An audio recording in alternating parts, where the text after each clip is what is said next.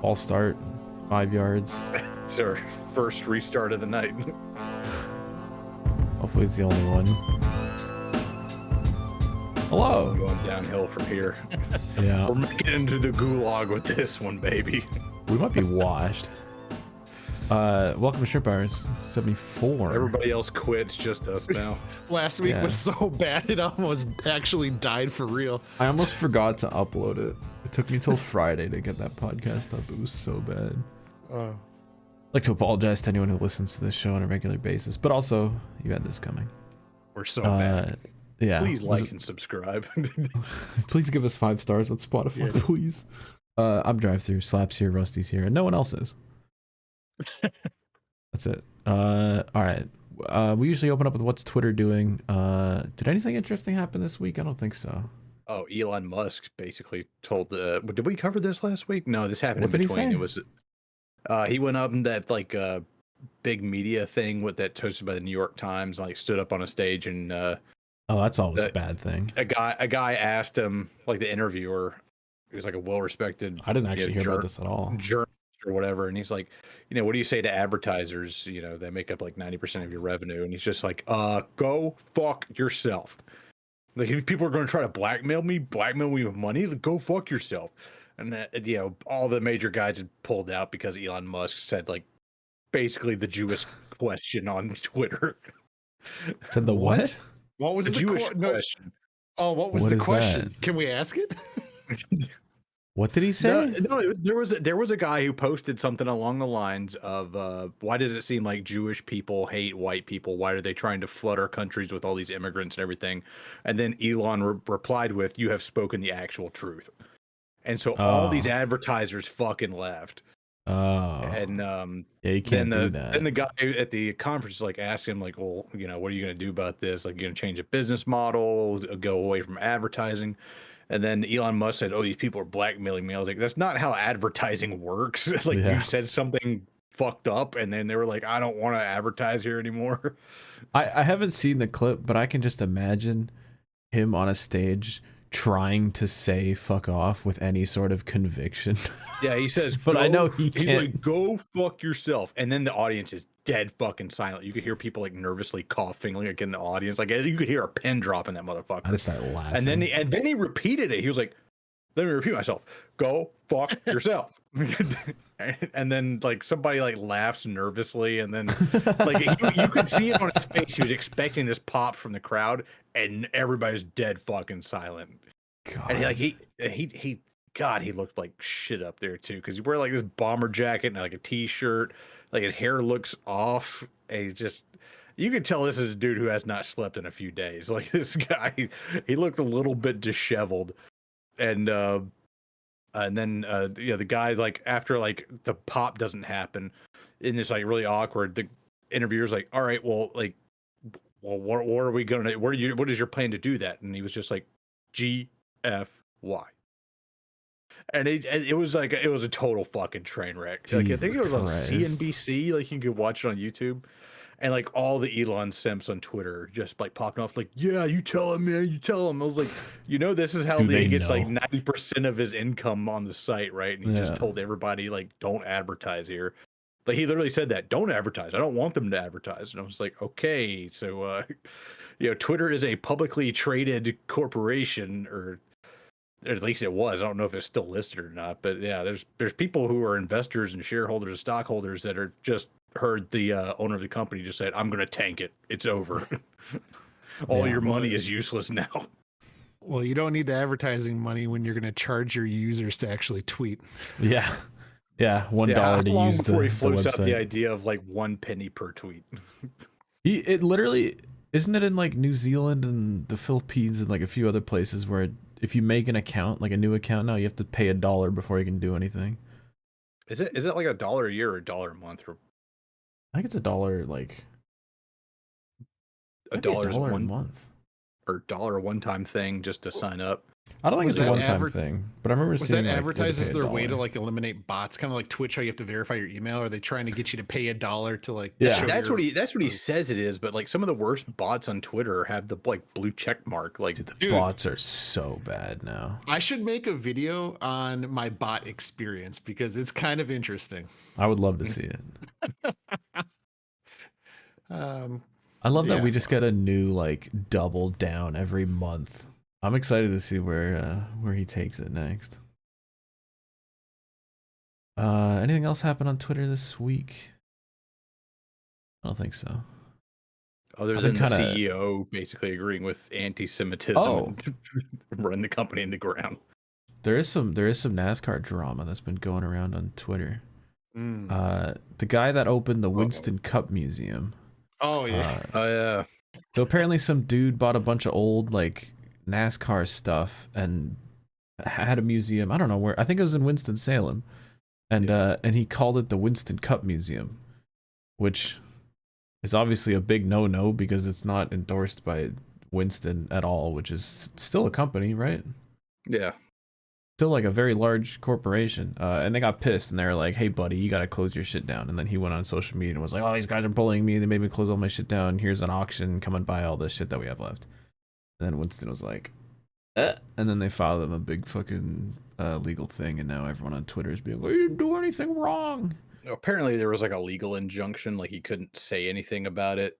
It was a gag order or something. And then Stapleton made a video about the Winston Cup Museum, and then he released it, and then the guy in charge of the Winston Cup Museum like posted it on Facebook, which was apparently a no-no. So that got him in like legal trouble.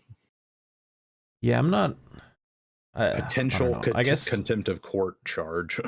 Ooh, I guess I have a different 15,000 views. Interesting.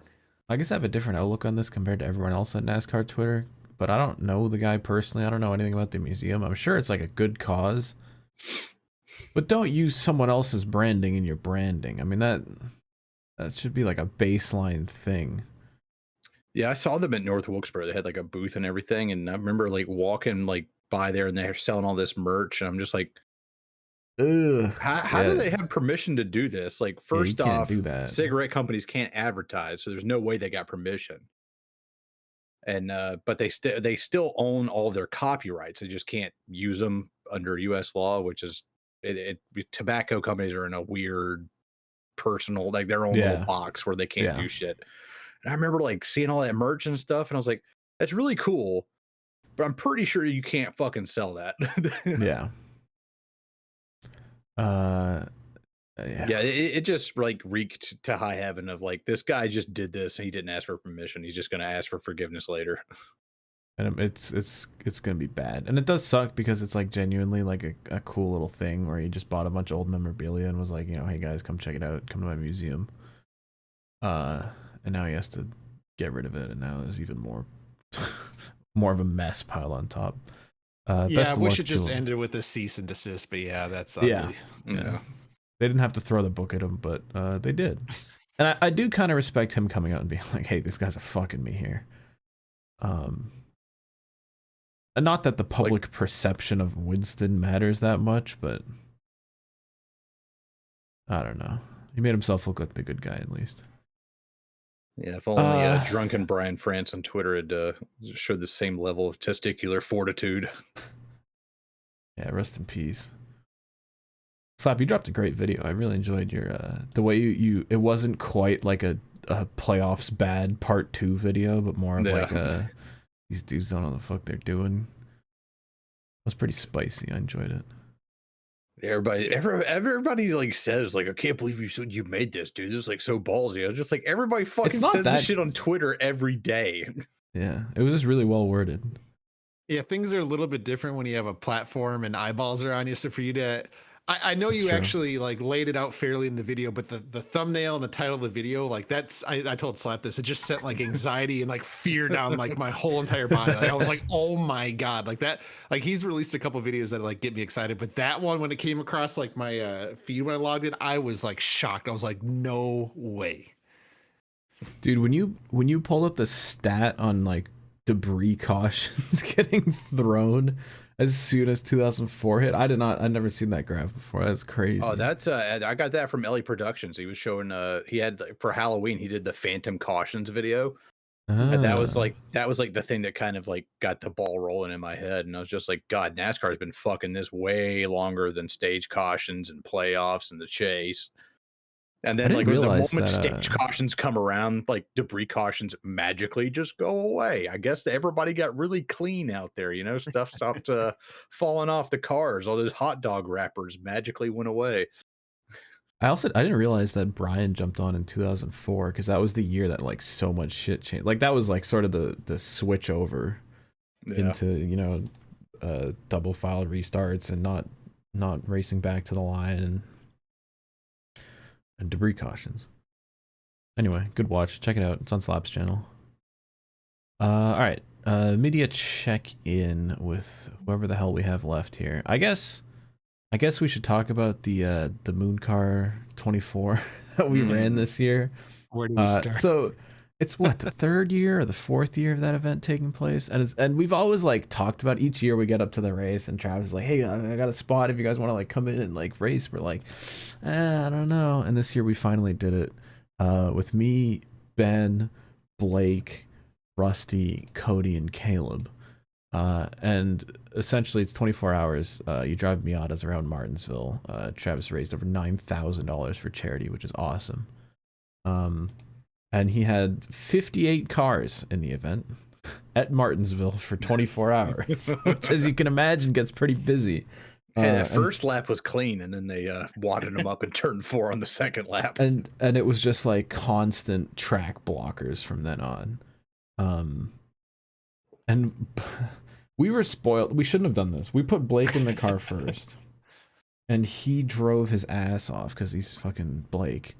He And got all the way up to like 8th and like he was 10 in laps. second for like a very brief amount of time, but then he got out of the car in like third. And then I think Ben got in, and we fell back some spots. We fell to like 10th, just from getting involved in wrecks and shit. And then I got in the car, lost us another like 10 spots.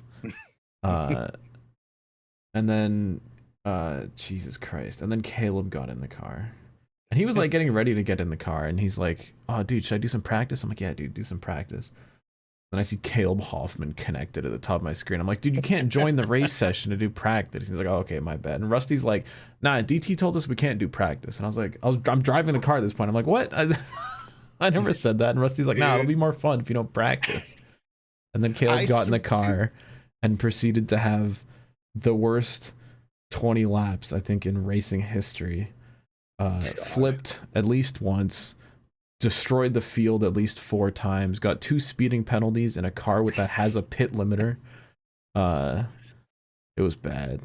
And we fell down. I was highly entertained. I thought it was great when he wrecked in like I'm glad you turn had 3 or fun. 4, and we're like, all right, put the brakes on, get on the brakes, brakes, lock it down. Yeah, so because he down. spun it out. He's sitting like halfway up the track, and he locks it down. I'm like, okay, back it up, like get out of the groove, and then you can drive away. And he hits the gas and drives right down in front of the pack and gets destroyed. And he's like, oh, I thought it was in reverse.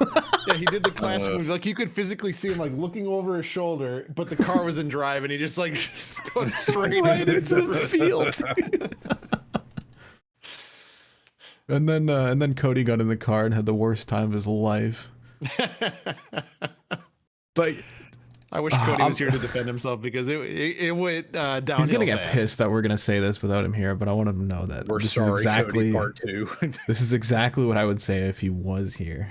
Mm-hmm. But Jesus Christ, it was like he would avoid a wreck and he'd get pissed because some guy didn't hold his brakes, and then he'd get packed into a wreck and he'd get pissed, and then he'd avoid one and it was still bad. It's like everything. And he was just like, these fucking guys don't hold their fucking brakes. It's like basic racing. And just eventually led to him just drive. it was basically that. He rage quitted the car. At one point he was like, I'm just gonna drive across the track and try to involve as many people as possible because that's what everyone else does. And I'd be like, no, Cody. So I ended up covering for like him and Caleb throughout the night. Yeah. This was like he 4 in the morning too, like in a very important time. He did get back in at like 5 or 6 and put in like one like good stint, and then he was like finally at peace after a rough night. Then he went to sleep, and then Ben and Blake brought it through the morning, and then Rusty got in the car for a little bit after having done a lot of practice, learning from Caleb's mistakes. And I think you did all right. It was fun. It was honestly probably the most fun I've ever had in the service, because you're just kind of cruising along, minding your own business, and then out of nowhere, cars are like just flipping in the air. People are piling it. And my favorite meta about the race was not only just like the big wreck that would break out in front of you, but the bigger, like, we called it the aftershock, where there was a big one after the initial one. Where every time there's a wreck that would block the track, everyone would like slow down and like try and file through and get through the wreck. But then you'd have cars like 2-3 wide, like in a pack of 20, and they all get in the next corner and someone doesn't know where to go, and then they wreck again.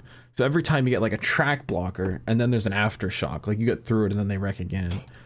Or you'd have Blake had the meta though. He was just like, when you see a big wreck happen, you just keep your foot in it. You just drive straight through that bitch. He was so good at avoiding those. He went from like 50th to second in like 50 laps.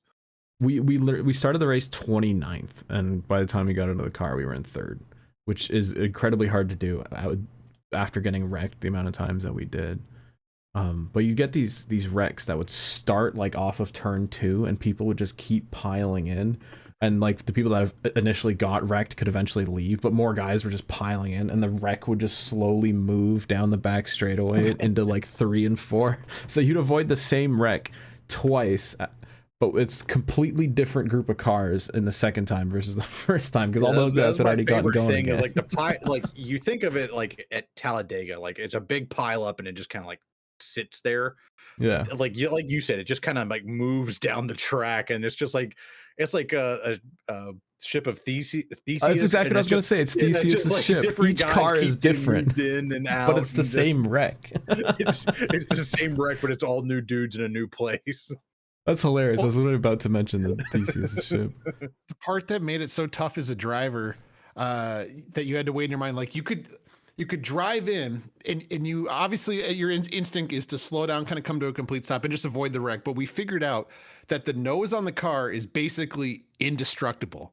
So you can just kind of go in there. Solid. Yeah, you could smoke someone, but if you get like even like a little kiss from behind, you're getting towed, and like you're sitting there, like your race is over essentially. So I think people realize it's like what we said about Blake. It's better just to kind of go in there full throttle and kind of escalate the situation than take it easy.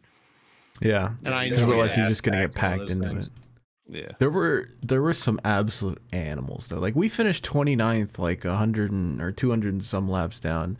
There were guys who were like over 1,000 laps down. Once you got to like 54th, I think guys were like 3,000 laps down. There were some guys that would just get out there, pile into a wreck, or just self spin in front of the field, get wrecked, take the faster pair, and just do it all over again for 24 goddamn hours. And it was just plus.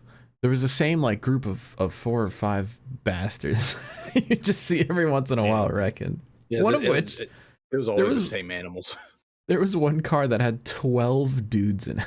Like I think the team leader or whatever just put it out in the Discord and was just like, hey, anyone who wants to join, like you can join my team. So they just had so many dudes. And the worst part is like some of them were like genuinely clean drivers, but the first few dudes were complete animals, so no one respected that car at all for the rest of the race. So there are guys like jumping in doing their first endurance race. Okay, like, yeah, I'm gonna take it easy, and then they just get wrecked because their car took someone else out hours ago. It was a good time. Not to slob on Blake's knob too much, but he did have one major fuck up down there at like the second to last hour. Got wrecked and got a tow, and then he turned fast repair off, and then he started. I heard repair. About this. And then he was going to have to sit there for like 8-9 minutes, and we dropped from 26th to 29th. Yeah, it's a mistake you can't make. Unchecking the fast repair. He made it up pretty quick though by taking out his brother and getting a good beef. He did destroy his brother and then talk shit on the broadcast. I would say he successfully defended his honor. When he got wrecked out and he messed up the fast repair thing, because he was in 26th and 25th place was on the same lap. So he could have gotten 25th and just had a little a little brain fart, and The it was worst what it part was. is like you spend hours just turning laps, getting like 1 or 2 spots, and then one dude makes a big mistake, and you're just like, it's over. Like you just lost 8 laps at least. Uh, like just getting to 25th from 30th after Caleb got out of the Dude, car. the speeding penalties were like Rusty atrocious. got Like 2 speeding penalties, dude. There's a pit limiter. me, Yeah, Caleb, you. Caleb. Got I didn't 2. speed. I didn't You didn't- speed. You sped. You sped at least once. Maybe once. I don't remember. Did you? Maybe I'm thinking of Cody. Cody sped twice. I'm pretty sure you sped once, Rusty. All right. Okay. We'll take a look. Okay. But I want to run a team next year that competes against your team, so I can make it difficult for you to get around the racetrack. And It would be kind of funny if we made like a shrimp A and a shrimp B, like just put you and Caleb and Cody in Yeah. a car together, and then they'll have like me, Ben, and Blake did most of the laps, and Cody, Rusty, and Caleb did most of the damage. I mean that. I'm sorry, Cody. Cody's gonna be pissed, but I'm sorry. It's your fault for saying you were gonna be on the podcast and falling asleep again. These things happen. They do. They do. Anyway, I'm excited for next year. Okay, you guys tell me this. If it would take me like a day to do it, would it be worth making a shirt to commemorate our horrible performance? Like a shirt with our car just like flipping on it. Would anyone buy that? And the Shrimp Pub No, probably not, right? logo, like Ryder Truck logo with it. Yeah. It just says I have like a good 29th idea for place. it, but I don't know if it's worth the time because I think maybe like 2 people will buy it. Maybe it'll be like a fucking Lionel diecast. I'll make it, and if 10 people don't fucking pay money first, then I'm just gonna be like, no, you don't get the diecast. Damn. Yeah, it's kind of, yeah.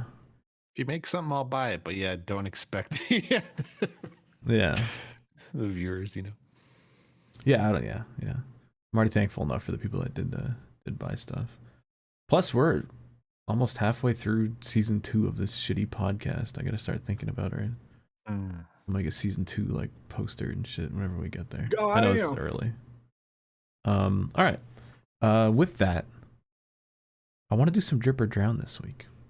I got because one thing to say on the media check-in real quick. Well, I was thinking we might do that after. I realized I didn't make an outline, and I want to do some I drip or thought drown. that if was that's the media okay. check-in with the 24 hours. Not really. Okay. It could be if you want, though. But I just want to show off some of these paint schemes, since like there's a few things that were announced this week that I want to talk about, and I haven't talked about any of the cars that were already announced beforehand. So I just got like 6 or 7 cars to show y'all tonight on the old drip or drown. It's been a while. Oh, also, I do want to do the drippies. I think I'll do that next week, and I'll ask you guys to like submit your nominations. Chris Buescher has a new Fastenal paint scheme, which is decidedly worse than last year's. Hold on. It looks like it's melting in the middle. Yeah, they put like a gradient over the friggin' stripes. I don't know why. And they ran it at in the Phoenix test. It looks pretty good in person, but they got excited with putting the little Fastenal logos over the headlights, and they put another one in the middle. So the hood says Fastenal at least 4 times on it. Based. I just think overall the car is not that good. Like it's just plain blue. I don't know what happened. They had like one of the best Fastenal cars of all time last I season kinda with the like little the new hex one. thing. It's just blue. I like blue. It's my favorite color. But this thing it had the freaking like little hex things and there's like this stuff behind it too. You see these little stripe gradient things. I don't know. I mean, I guess it's just a Fastenal car. Nothing cool about it. I felt like they dropped last year's and it was like, yeah, they're back. And then this year's is just a plain blue car. Even worse is Brad is running the Bodyguard variant, which is just like a kind of weird orange. And the hood says Fastenal Bodyguard Fastenal, which is interesting. Big Also, Fastenal fan. all the Fords have been putting this like Ford Performance logo across What? the like top of the fender thing. It's on the Penske ones as well. I'm hoping that's just a preseason thing. It's hard to see from this angle. There it is on that side. That has to be official. So yeah, I think it's gonna be a thing. Because they have these big, like, almost shark fin like fenders now. It's not bad. Like, I don't know. I don't mind it. Is that crazy? It's not like you can see it from the side anyway. Yeah. I don't mind it. They're Alright. cheating. I just think, yeah, with the design there, are they cheesing like William Byron did at Phoenix? Is that what the point of the black nose and tail is? So there is a lot of black nose and tail, but like, they're not doing it to every car. Like, they still have the submarine stuff. I don't know. Oh, okay. Good point. Good point. Good point. I don't know. Speaking of Hendrick, Chase Elliott has a new paint scheme. It's blue and it has some white stripes on it. And it's not very good. Spoiler alert, that might be my least favorite design of all time. I remember Lionel did like the preview where they like pulled the tarp over this corner and people could already tell it was going to be bad. For some reason, they don't let any of the yellow in the design touch the blue. They put like this white around. It's just bad. I'm getting man. like big lake speed spam car vibes. No, don't give it that much justice. That had like sick yellow numbers and the yellow spot and the rest of it was It cool. does need yellow numbers all the way around. It needs not yellow just the red. everywhere. Why are these white? I don't know. I don't like it at all. Alex Bowman has a new paint scheme. So, they got Sean Bull to design this car. And those who are in the F1 space know about him because he does the Alpine designs, but also like 10 years ago, this guy was just putting tons of concepts on like Twitter and Instagram and stuff, and just got a bunch of traction that way. And he kind of like won his way into the F1 industry just by putting out a shit ton of concepts, and they were good. And this, I actually kind of like it. A lot of people were hating on it. It's kind of just like a camo 48 thing, but I think it's one of those things that'll pop from a distance, which his current car doesn't do. Yep. And like up close, there's a lot of really cool details. Like they even have the old, like there's the A with the like old reflection thing in there, and there's just half tones for days. He spent a lot of time on this. Yeah. But I think it's really cool. There's something like almost classic about it, where if you look at it from afar, it's just a purple car with some white logos on it, and it's really legible, and it might be the best Alex Bowman primary yet. I tend to agree with you. I think it looks like an ass. All right. I mean, that's honestly fair. It is kind of weird, but I think it's cool. Anthony Alfredo is going back to Our Motorsports in a newly numbered 5 car. Oh, that's BJ McLeod's car. Yeah, well, BJ McLeod is going down to just 1 car, I think. And Alfredo was in the Our car 2 years ago, and then BJ's car last year. So he just keeps making lateral moves at the bottom of the Xfinity field, which is kind of sad. But this is full time though, right? Yeah, he was full time last year too, and the year before that. It looks cool. Well, I mean, yeah, I don't know anything about the 5 car, so that's cool. That's full time. Yeah, I don't know. Our Motorsports is like, it's like bottom midfield. I feel like it's hard to tell. We'll see how he does this season. I wish him the best, and I think his car looks cool. Sammy Smith is going to be in the Junior Motorsports number 8, and he's got the Pilot Flying J colors again. But Blackbeard did the design, which is rare, I guess, for a Junior Motorsports car, because Ryan Williams usually does that. But Blackbeard works with Pilot Flying J and Sammy Smith. Like, he's done all of his like late models with them, and he works with Sammy Smith a lot, and you can tell this is a fucking Blackbeard design. Like, yeah, right there. Just a dead giveaway.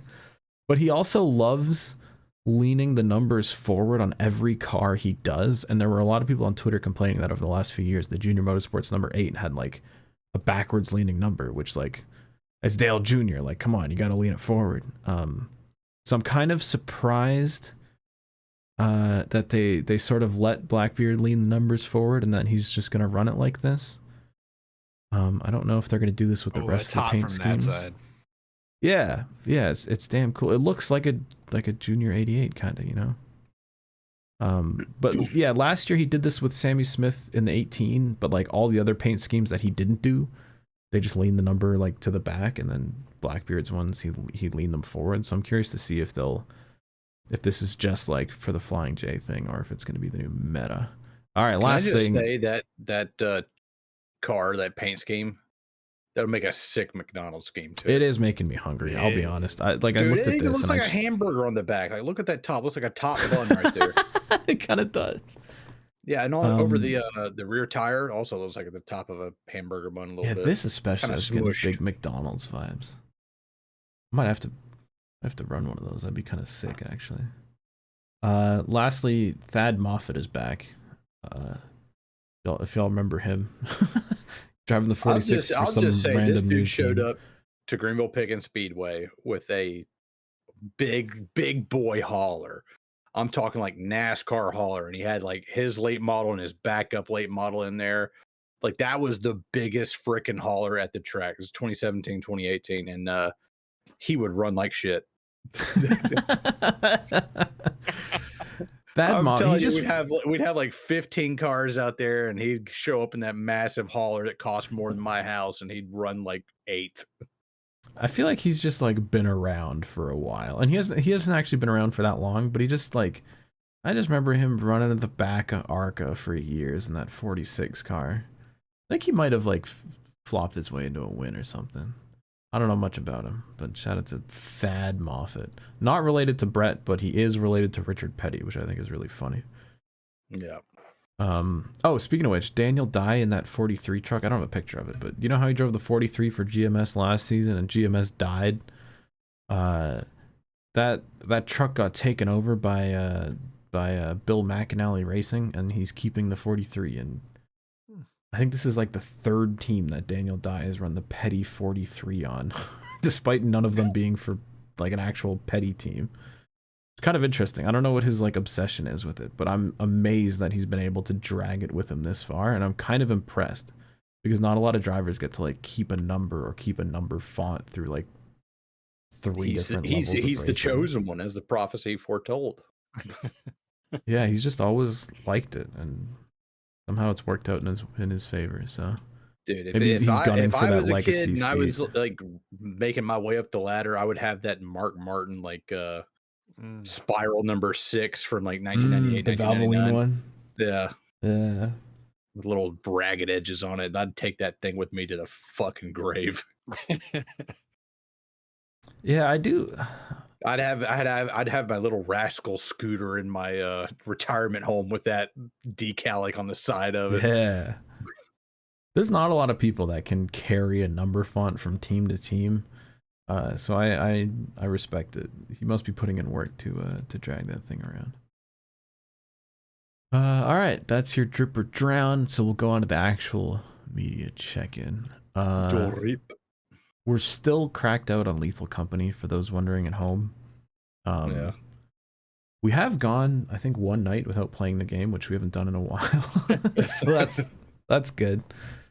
But they put out a little update for that game. They added like a few things, and they made the ice cream truck play a little Christmas theme, and it has little Christmas lights on it, which I think is kind of cute. Have you guys seen The Mask yet? No. I'm trying to like not go too deep into it until I like get to experience the stuff for myself. All the new enemies are like on like super hard difficulty. Oh and all god. That.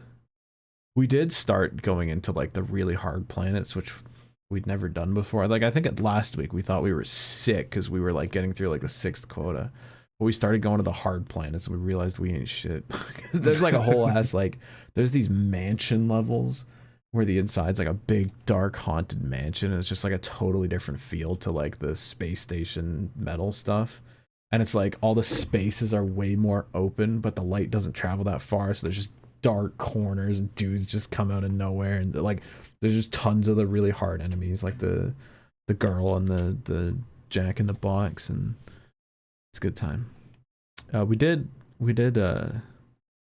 figure out where the save files are, so we have some saves where we can just like jump into the hard levels immediately and have some fun with it instead of playing through the first few hours of the game every time. I had a dream last night about Lethal Company. This game has like absolutely Oh fucked up my no. mind. Like I thought there's some nights where I just couldn't go to sleep. I was just like getting jump scared. And like I had like my first Lethal Company nightmare last night where we're just on just like one of the regular space station levels and we're just like moving stuff outside.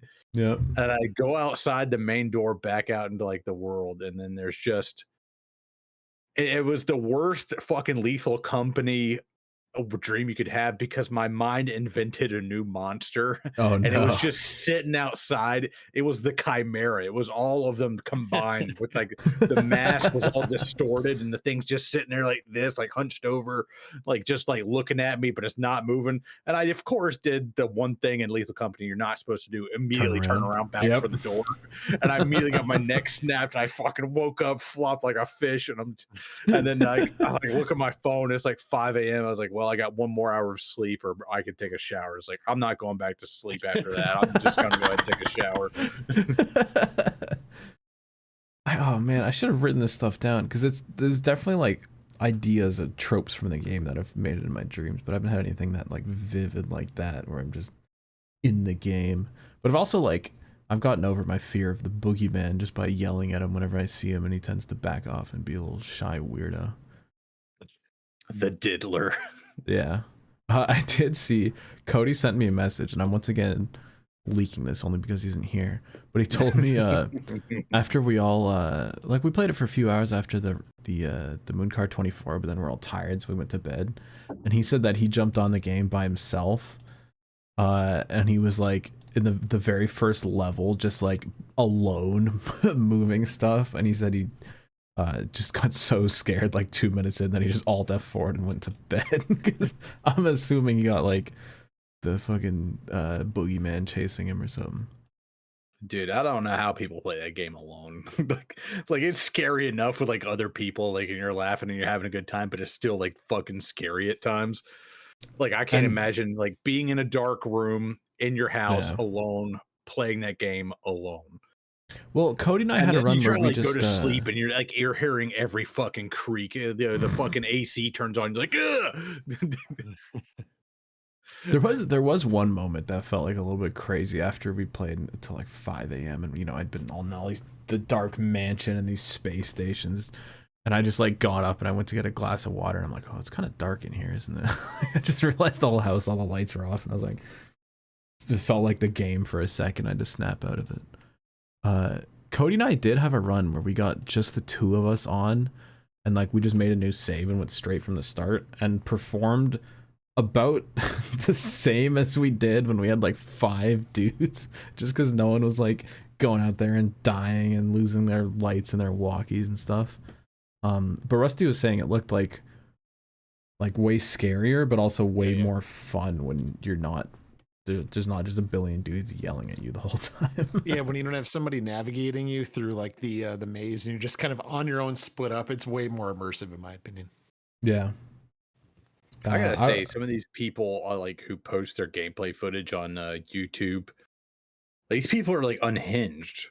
Like these people are just like they play without walkie-talkies. They give one guy a flashlight. You know, they're piling all their stuff next to the door on the inside, so the bugs where the dude steals it. Yeah. The bargain bugs come in and they just like take all your shit and like run back to we their learned the fucking is. There's a clip of us early on, I think like our second or third day playing the game, where we like counted our stuff and we're like, okay, we got to get some more items. We go in, we come back out, and there's less stuff, and we're like, dude, this guy jacked our shit. And that's when we learned you put it outside because these bastards are gonna come up and steal your things. The all the like the monsters are really like they're just well designed, man. It's just such a good game. Like the little grabby bastards that come and steal your shit. The spider that like sets up traps for you. The boogeyman who just like hides around the corner from you until you're alone and then he diddles you. The friggin' spring dudes who only move when you don't look at them, but then they move like insanely fast. I don't know. We were praising this game every damn week, but it's really good. Oh, speaking of praising games, the Game Awards I guess was last week. That's a decent media check-in. All of racing Twitter's pissed because Forza Motorsport got like the racing/sports game of the year. but also was going up against just trash. I put out a tweet about this, but I really think they just shouldn't have given out an award this year for the best racing or sports game, because there were no original ideas. There was not a single like AAA game or like, you know, mainstream video game in the racing or sports genre that had any original ideas in it. And I mean that, like, genuinely. It was sad. And then I saw a bunch of people posting Spider-Man cutscenes because they're pissed that Baldur's Gate 3 was a better game. Which is just typical. It harkens back to the console wars days of the internet when everyone's pissed at each other for just being different. But that's all I've got on the media check-in side. Caleb every week tells me that he wants to talk about Scott Pilgrim on the podcast, and then every week doesn't show up. So I guess we're not doing that. It's been about a month at this point. Oh, I did watch the 4-hour H Bomber guy video. About plagiarism. Just like over the course of the week, I would just have that up on my other monitor and just play it when I was doing stuff. Never heard of that guy before, but very compelling video. Did not expect to watch 4 hours of that shit. Dude, you need to watch Roblox.oof. I have also watched that entire video. dude, the way that starts off and then the head fake has got to be the best head fake in all of YouTube. And he starts talking about Tommy Tallarico. Yeah, shits on him and for just an keeps hour. digging up. Like, it just gets like crazier and crazier as you go like layers deep into this guy's just illness. The dude lies about fucking everything. It was like, oh yeah, I was on Cribs once, and he shows all this like footage of him on Cribs, and then like H Bomber guy like looks it up. Cribs. It's not Cribs. He had a film crew follow him around and pretend it was Cribs and post it on YouTube like it was Cribs or something. My favorite part is when he goes through each lie, and it's like every time someone compliments Tommy Tallarico, his like lie gets like enhanced a little bit, you know, like each time he works on like 70 more games and he gets like 2 more Guinness World Records every time you ask him. I'm currently like halfway through his vaccines video, which has also been really good. Yeah, that came out in like peak COVID too, so the timing on that was like absolutely. Yeah, I realized that perfect. He dropped it like mid 2021 when it was like that's when they were just finishing like making those. Yeah. And I didn't know all that much about like the sort of early anti-vax movement and how it started in Britain with that one bastard, and the media just played into it. Interesting, very interesting stuff. Getting Rusty triggered down there. Let's move on to something else. I've been trying to get a reaction out of him for a couple minutes here. I know when it's a setup. All right.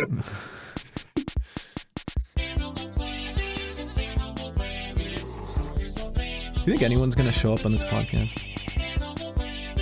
We could get some troglodyte to just pop their head in real quick. Big troglodyte fan. Because we've had ones where we show up with 3 of us, and then like someone jumps in like halfway through, and then we finish it off. I don't think we've ever had a podcast go start to finish with just like a 3-pack. It's gonna be the biggest our heads have ever been on the thumbnail. I'm excited. You have to shrink everyone down to fit like 6 dudes in it. Anyway, I don't want to ruin Animal Planet, but I'm going to ruin it by going a couple steps backwards. I have to mention this. It's all right. I do it all the time. If we're dabbling into misinformation, no. I made a return to YouTube. Yeah. And I decided to discuss something I know nothing about. Like, admittedly, I knew nothing about it, but I just wanted to hit record, get the video up there for a million different reasons. Is this the UFO one? Yes. So without ruining the bit, I made the mistake of talking about UFOs. And so once you upload something or start talking about something, you have a little bit of like accountability around that. And I now feel the weight of my decision of uploading that video because I've stumbled into the drama around this topic. And long story short, negative comments? No. I've went down the rabbit hole, and there's bounties, there's government like involvement. There's a lot of drama that I did not want to get into around this one, but I've unfortunately just tapped my toe into it, and it's way too much. And I apologize. I never should have made it public, but here we are, and that's my That's me on YouTube in my first week. Sure. Yeah, I admittedly didn't watch that video. I saw the very start and I saw the very end. Oh. The very end was good. But I had already seen I think a Corridor debunk of that exact clip. So I was like, yeah, whatever. Yeah, Animal Planet. We're supposed to talk about animals. Slap, do we have any new helpers this week? What's the situation down there? Not a new helper, an oldie, but a goodie. Oh no, he's salmon back. guy. He's back. Oh he's back. Not with me, but with somebody else. Okay. I get a text like midday on Thursday, and it's just like, what was the name of that helper I wasn't supposed to use? Because of course I told everybody about raw salmon butter sandwich. Of course. And I told him his name, and he's like, yeah, he's my helper today. I was like, I told him he was unsafe. He was jumping off of cars while they're still moving, all this other shit.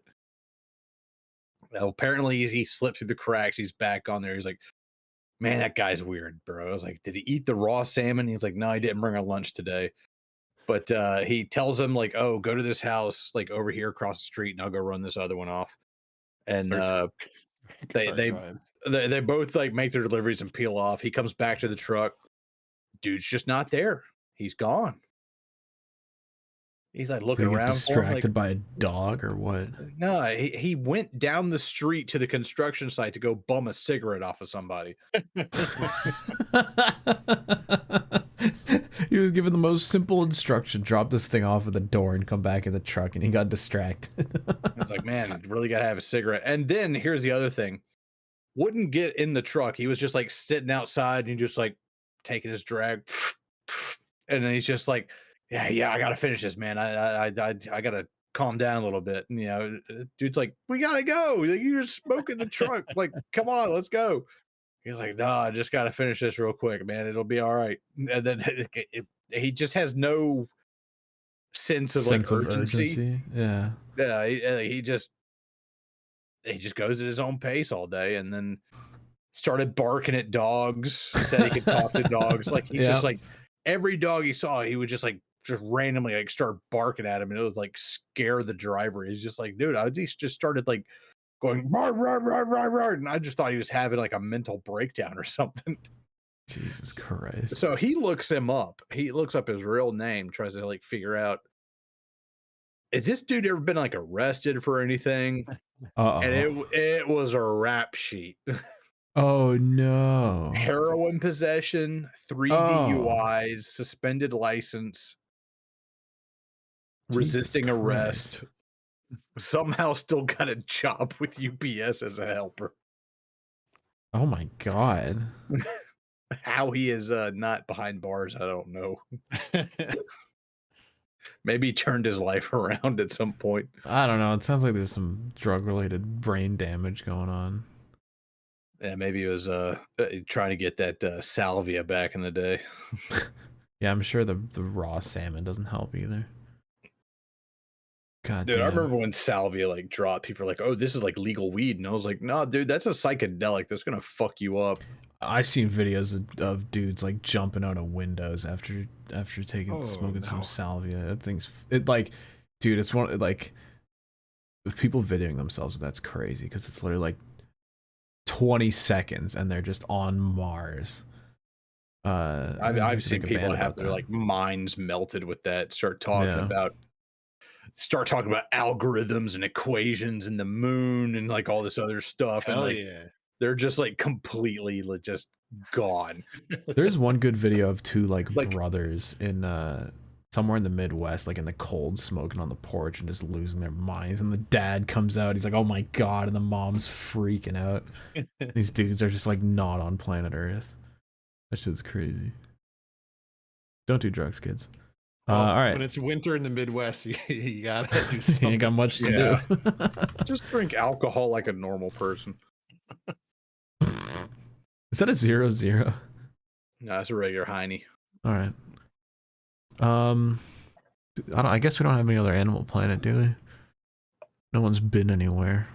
Oh, just people not using sidewalks still pisses me off. God.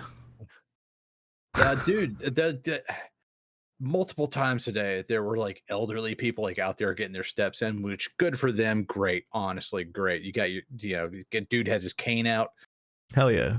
None of them were using the sidewalk. It's like literally right there, and they're just like in the road, back to traffic. One woman with a walker, just like going down the road, and the sidewalk is right there. And of course, when I roll up on her, like she's like going past this house, and of course I have a delivery for that house. So I'm just like, Oh yeah. I'm just like kind of come in like behind her. She's Inching like, behind her, waiting for Yeah. her to like pass the house.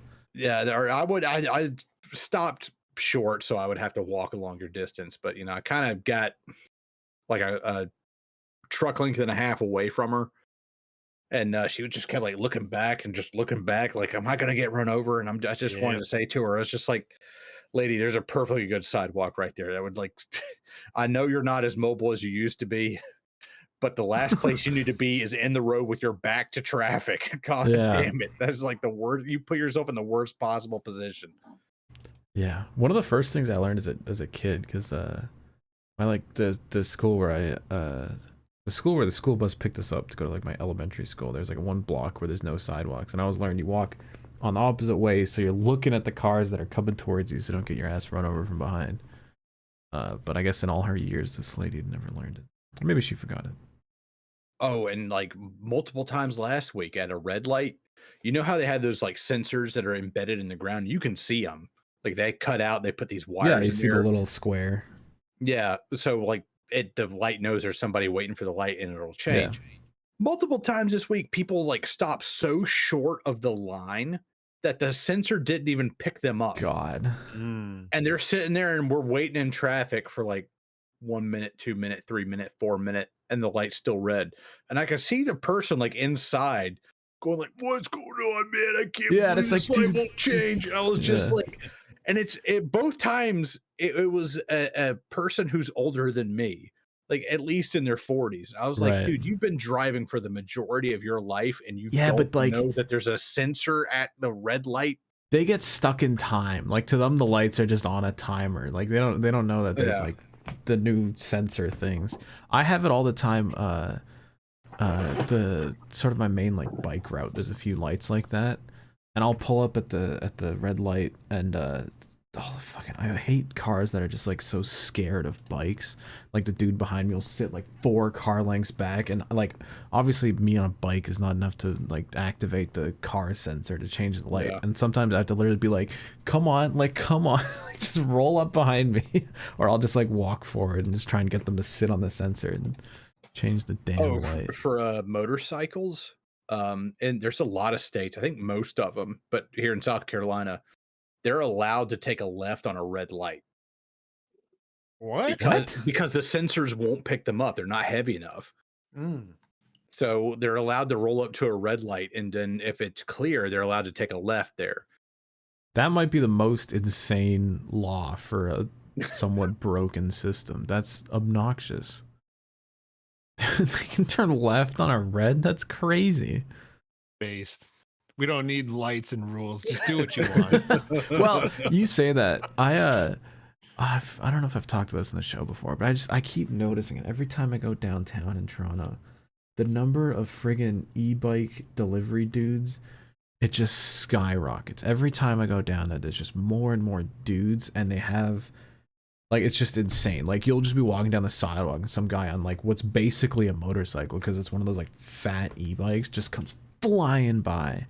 And they'll like, when there's a red light and there's like people crossing, they'll pull up to the light and then like use the crosswalk to get across, and then use the other one to like make a quick left turn. And you just have to be ready, because they'll just weave in and out of dudes all the time, and there's so many of them. It's dude, helmet cam footage from like bicyclists in New York that are like lane splitting and everything gives me a fucking heart attack.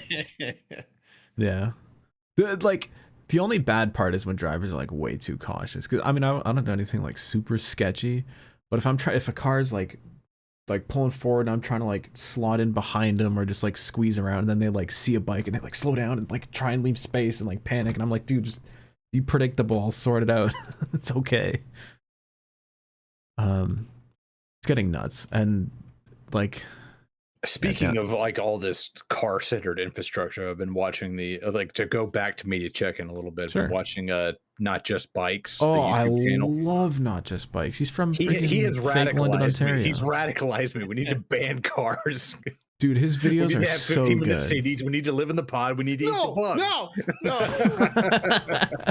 You had me for a second there.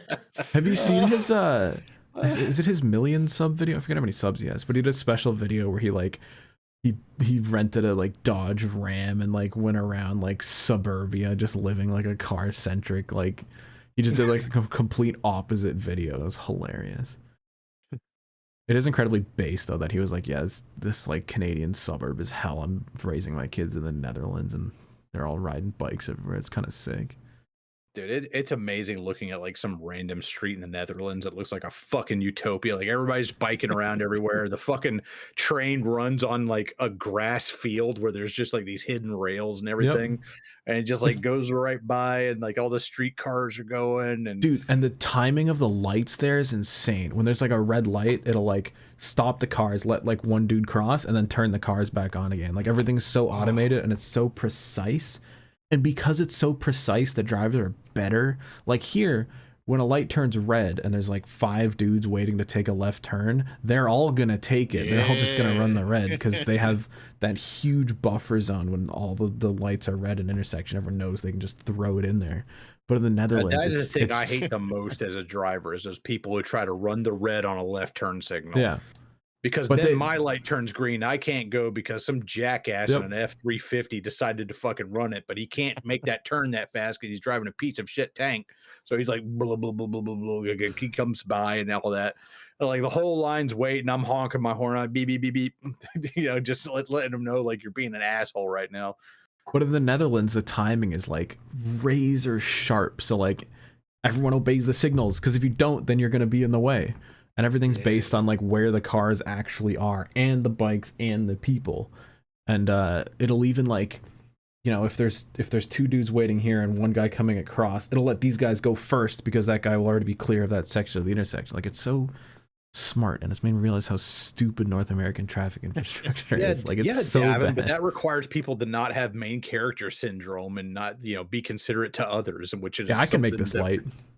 Which is like in America, everybody's their own main character. Nobody gives a shit about anybody else. Fuck you. I don't have anywhere to be. I'm gonna accelerate slow as piss from this red light, or now that it's turned green, this green light. And just if you don't have anywhere, I don't have anywhere to be, so you don't have anywhere to be either. It's like I'm gonna make you my problem your problem. The thing about the American car is like you are completely at the mercy of every single other fucking idiot with a driver's license. You need to buy a bigger car so that you can look over everyone else and then you'll kill them when you hit them instead of the other way around. Yeah. And then they approach a roundabout and fucking breaks their brains.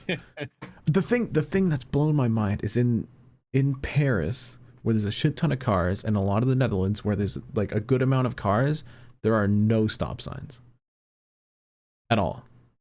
And stop signs are just like, it's like clicked in my mind that that's a sign of like bad design, where they'll have like the bump crossings and roundabouts and like actual traffic control measures where you don't need a stop sign because you're not gonna hit anyone else unless you do something insane. But I just think like how many stop signs are in an average North American city? Like 1 billion. Dude, they changed this intersection. There's a pretty busy intersection on this route I started in 2019. And it was a through road, but the other way had a stop sign. Oh, God. And eventually they changed it into a roundabout. And like traffic flowed so much better. But when they first put that thing in, it broke people's brains. Because that was like the 4th or 5th roundabout in Greenville County ever.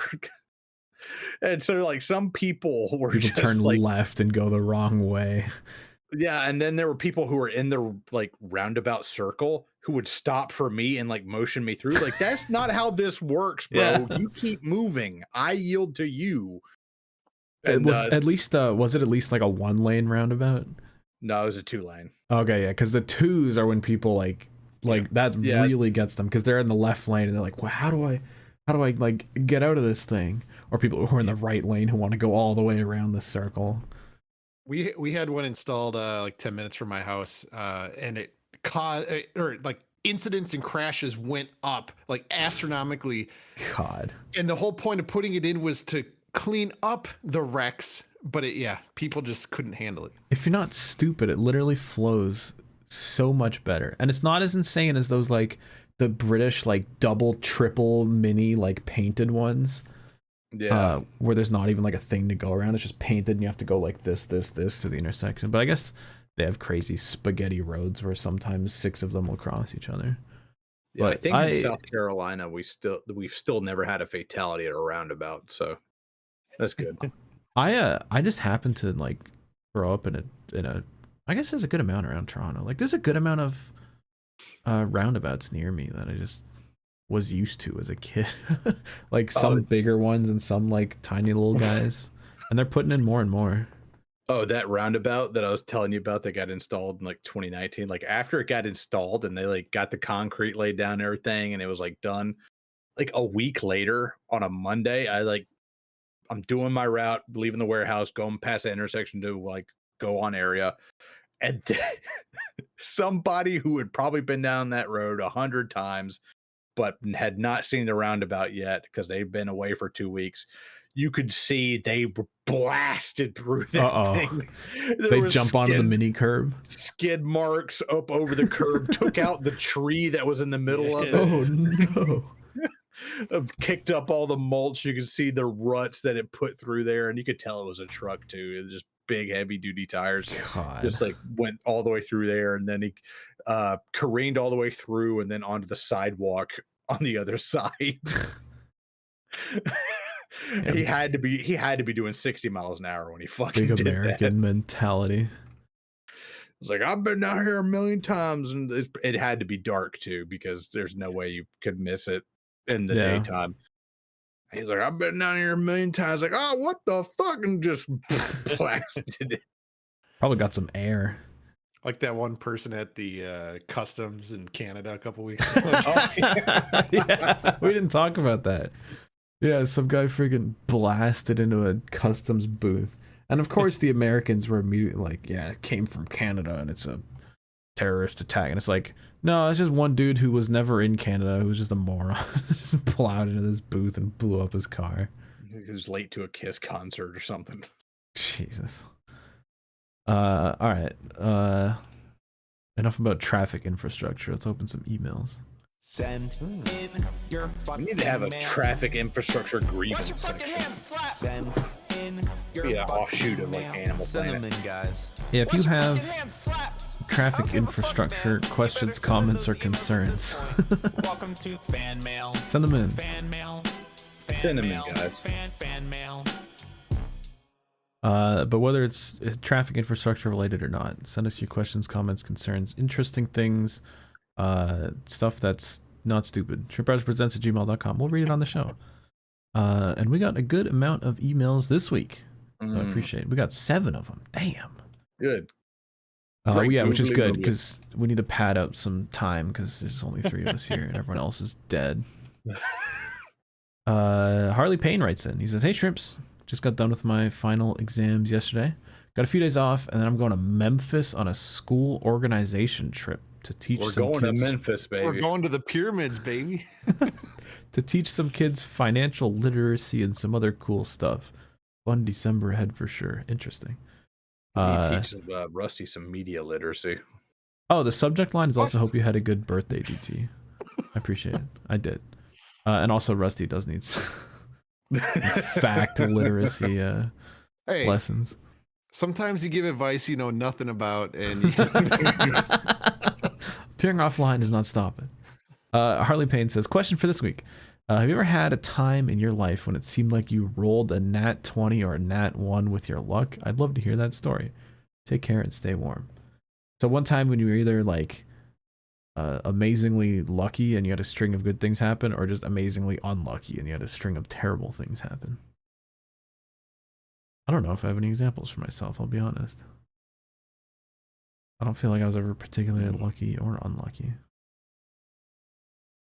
There's nothing that like really stands out to me. Never had a sequence of unfortunate. How does that thing go? Unfortunate events. Yeah, A series of unfortunate series. events. That's what's fucking me. I do have one that maybe people can relate to. Like I'd never seen like a just like a cop car in general in like this certain radius of where I used to Oh, work like no. 5-6 years ago. And someone decided to just, I don't know if my license plate fell off or someone stole it. I used to work at a casino. I probably just doxed myself. God. No one cares. Anyways, I have no license plate on the back of my car, and it's only like a 15-minute drive through like the back roads to get home. And what do you know? The one time I'm telling you, in my 5 years of going to work and back, yeah, the cop pulls me over and he was super nice about it. But it was just like, what are the odds? Like the one time, and like the second the truck pulled out, I knew it was over. And I just couldn't believe it. Like to this day, I would still never see any cops around here. Do you have front ones in Minnesota? Yeah, front and rear. Oh, yeah. okay. So at least you had the front, and you're like, "Hey, pal, this isn't. I didn't steal his car." Yeah. Unfortunately, I had to use my own. Speaking of rolling a one with cops, I was like, this is like the first year I was doing driver helper with UPS. This was 10 years ago. Damn. And I was like on my way to go visit my driver, and I was doing probably 2014 above the speed limit. I'm like bobbing and weaving through traffic because I'm already late. And a cop, you know, easily PD pulled me over, and this was Christmas 23rd. This is December 23rd, so it wasn't Christmas Eve just yet. So yeah, he writes me a citation and all that, and I'm like, all right. Christmas Eve, I had that day off of work, and I'm go to my mom's house, and we have our little Christmas get together with that side of the family. And then I go to my dad's house, and on my way over there, I get bopped again for speeding, back to back days. And God, I was pissed off about that because that was my first year working at UPS. That got all this overtime money, and I'm like, yeah, I'm on top of the world. And then it was all gone by January.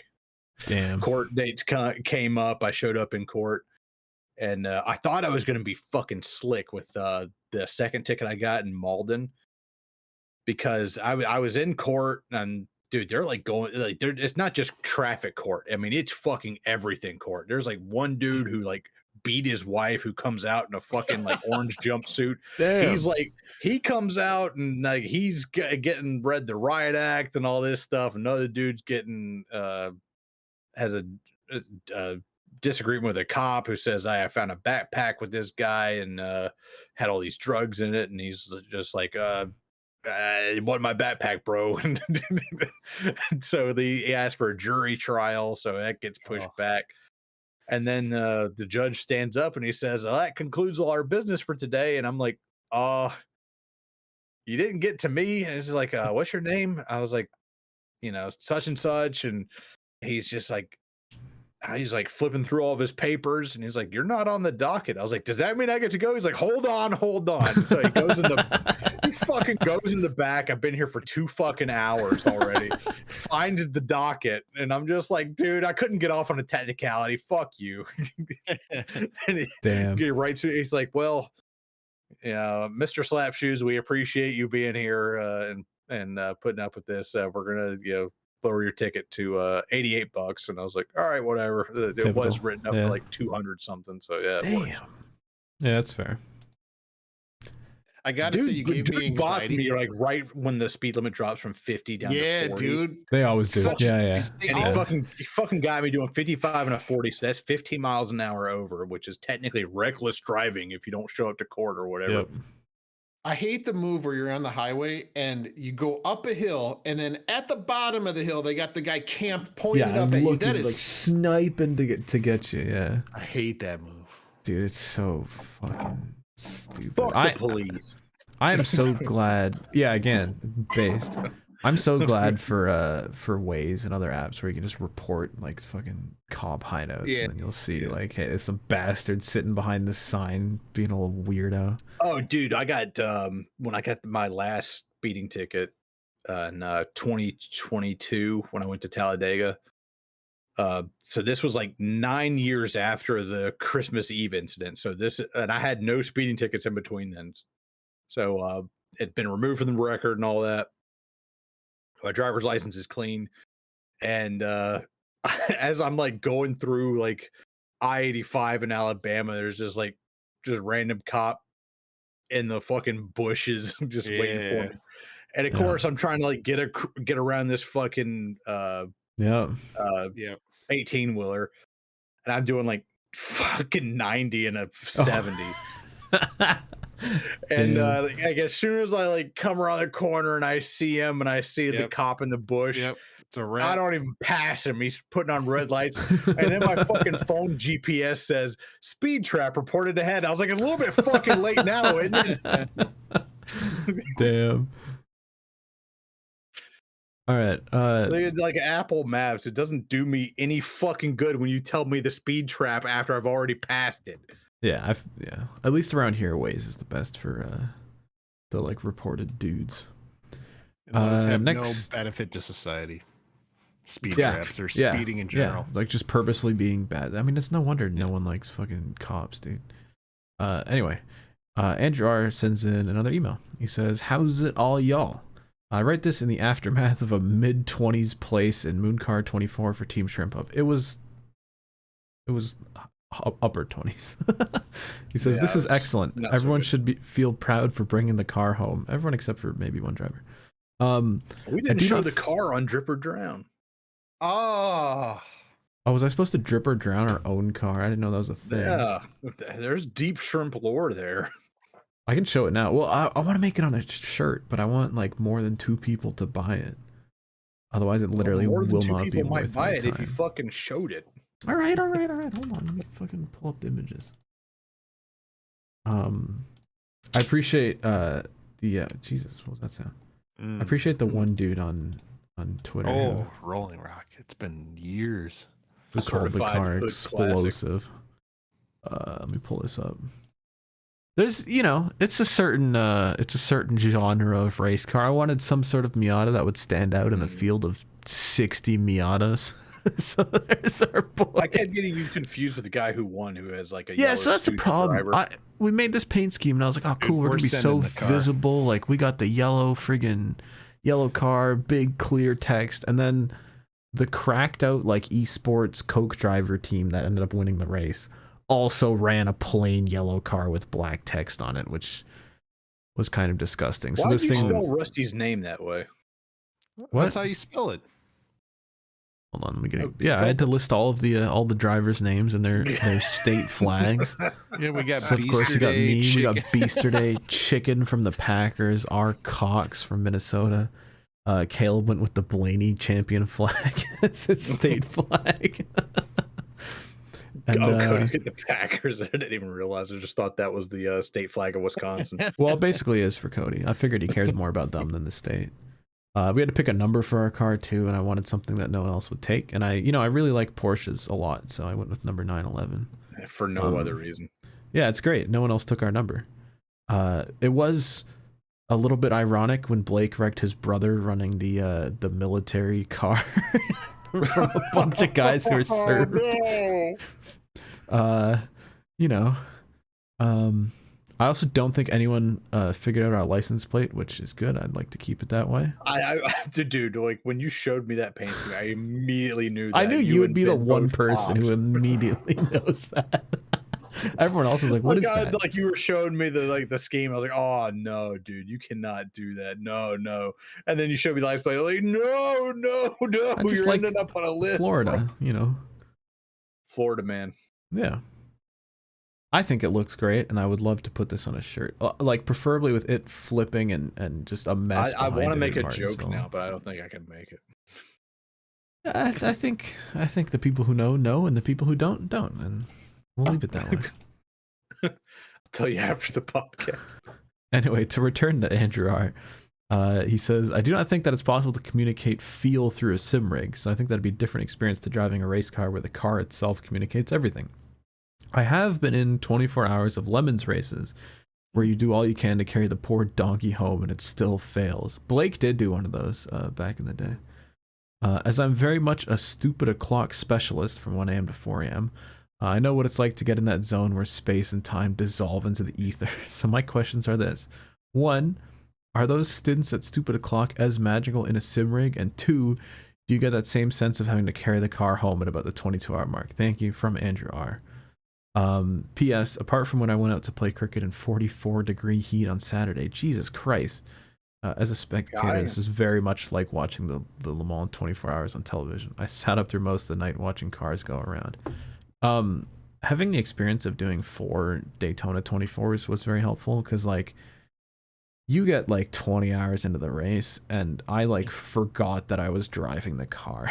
Like I was back in it just turning laps and I was like, oh yeah, I'm driving. I wasn't even like thinking about running my lines to the corners. I can still run like decent-ish laps without thinking about it by the end of the day. Imagine like it's when you like head out on the highway like late at night. Yeah. Like, you know, you get up early and it's like 3 a.m., 4 a.m. just so you can get to your destination in decent time. And you're just like cruising, you're obeying all the laws and everything, but your mind just turns off, and then you just like look at the clock. It's like, where the fuck did 50 minutes go? And what? Yeah, and who did I run over? What did I? Yeah, what happened? What did I do? It is pretty cool to just turn a bunch of laps though, especially in that race. It's fun to just get around, but you never even have a chance to relax in the moon car race because there's just always you never know what you're gonna see when you come around one of those corners, man. Yeah, it's not like Le Mans where you can kind of like mentally check out. You got to be focused like every second of a lap run. It did get better near the end of the race, kind of in the morning in the sim, when people got better at not plowing into wrecks and some of the big animals had already given up on the race. But it is pretty magical, and I am a huge fan of running the like ultra late night stints, which I usually do in the Daytona race, and I did in the little Miata. I just kind of like when we got to sort of the like early morning, I was just running it until Ben and Blake woke up because they're on a normal clock, and then they can get in the car. But yeah, big fan. I do recommend doing like a sim endurance race, especially with your homies. It's a magical experience. Yeah, do it with dudes that you can have a good time with. Yeah. All right, we got 2 more emails. Nick Man sends another email. He says, been a while since I've asked a question about music, but what is your least favorite genre of music? Personally, there's no genre or subgenre that I hated more in music than the infestation of bro country in the 2010s, a form of country pop that resulted in absolute garbage like Florida Georgia Line. I believe that this era of country is a big reason why so many hate the genre to this very day, which I don't blame them because it fucking sucked. Though a fact I learned is that the producer who made bro country blow up is the same man who produced all of Nickelback's hit songs. A musical villain if I've ever seen one. On a side note, let it be known that Ross Chastain and Ryan Blaney have won a race more recently than the Detroit Pistons have won a basketball game. No. They're 0-20 right now. Jesus Christ. Whoa, for real? Yeah. Eddie posted it in the chat. Thanks, Nick. Yeah, bro country is rubbish. Yeah, it's And also, if I could add whatever the fuck 100 gex is. Like, to an extent, I can appreciate weird music that's weird just for being weird. But when I see people with their friggin' Spotify Wraps show up and 100 gex is in their top 5, I'm just like, why? Like, why do you do this? You made it weird. You made it weird, and I'm leaving. Yeah, like it's meant to be stupid. I understand that, but why are you still listening to it? I don't know. That's just me. Maybe I'm just not based. Like, imagine a world where we all get wiped out and like thousands of years in the future, aliens come across It could be our planet. And they come across our planet, and the only thing that remains is a perfectly functional CD of a 100 gex album, and that's the only thing that we leave behind. Yeah. There's a lot of like weird subgenres of music though. Especially like there's one There's one video, I forget what it's called on YouTube, where it shows like 100 like EDM subgenres, and there's some weird shit in there. There's some just like just blown out bass, like it's not even music. Some of them are just noise. Well, all the weirdo billionaires probably have a collection of music like 100 gecs. So when the event does happen, it's probably inevitable that that's in their they're in their bunker. Who was that like Wall Street bro who was like a pharmaceutical executive that went to jail or something? Scarelli? Yeah, and he bought like the one Wu-Tang album that they made one copy of, and he just kept it for himself like an asshole. Damn. I thought the courts took it from him, and it's like I haven't heard about that in years. Did the courts take it from him? I don't know. I swear somebody like took it from him. Oh my goodness. Oh, hold on. All right, do some research. I'll read the last email. I also just want to say real quick, drone metal is actually kind of fucking base. Drone metal? What is that like? It's just I don't know how to describe it. It's like an ethereal experience. Okay. It is like literally noise, but it's so much swirling going on. There's this band called Boris from Japan, and they made an album called Loudspeaker Worship.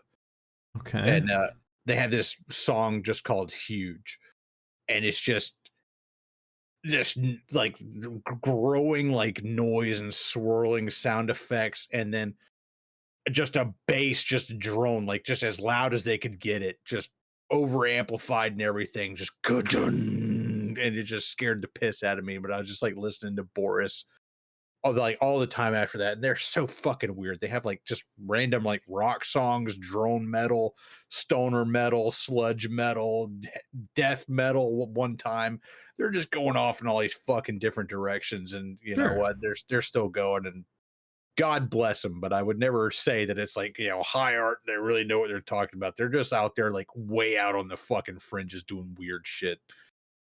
Actually, yeah, if I want to talk about genres I hate real quick, some people are going to be pissed, but I really cannot get down with just like obnoxious, like screamo, like metal where it's just some dude yelling and some note being played over and over again and just guys being pissed. Like that just breaks my brain. I'm not a huge fan of like, angry music. Some of that stuff, it's just, it's so predictable too. It's just like screamo into like a power chord into, you know, a breakdown section, and it's just like, it is like the Nickelback of like metal. I just fucking hate it. Like I'll get down with some like Korn or something, but anything beyond that is I don't know. It's not healthy. All right, the last email. Quick update for the Wu-Tang album. This super fast. Okay. The federal court seized all of his assets. Are the feds holding it?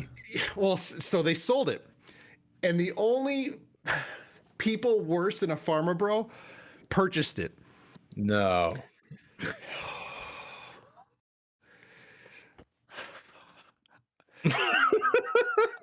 I can't even believe this is real.